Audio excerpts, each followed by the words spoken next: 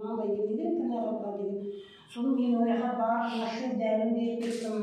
Сосын мына жерден тағы антивирус нәрсе деп беріп кеттім.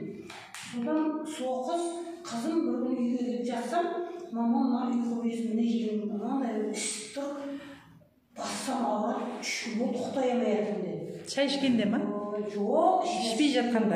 Енді басқа. Айналайын, мен не істеймін? Өзім онкологиядан шыққан қоқамана байларынан естіген ғой аяқтағыларына. Сосын айттым, енді дедім, ана шай іше берсей, осы жерге деп тыңдағанда шайды онкологияда жақсы отыр, сахарда жақсы отыр, ұйқы безде жақсы отыр дейді. Соны ішші сен, уақытымен іш, бір ішіп, бір ішпей қойма деп айттым.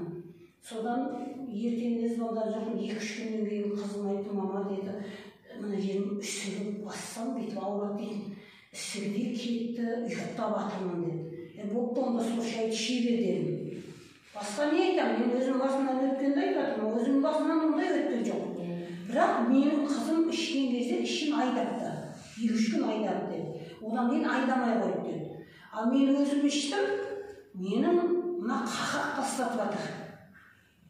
Біреудің көзі жөтелуге де ұялады екенсің адам.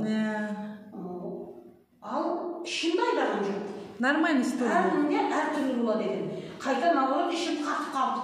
Сосын айтып ойбай, мен не болып жатыр, ішімді қатып тастады ғой, мынау айдап, өзі қаттана енді кім біледі, суды ашып қойдым, ана намаз оқып дәрет алмай, қайта дәрет аламын деп намаз сақтап жүреміз ғой кәдімгі. Содан болған шығар дедім. Қазір жақсы болып жатырмын енді. Ішіңіз бір қалыпты жүріп жатыр. Ішім бір қалыпты жүріп жатыр. Өзім нем сол бармын.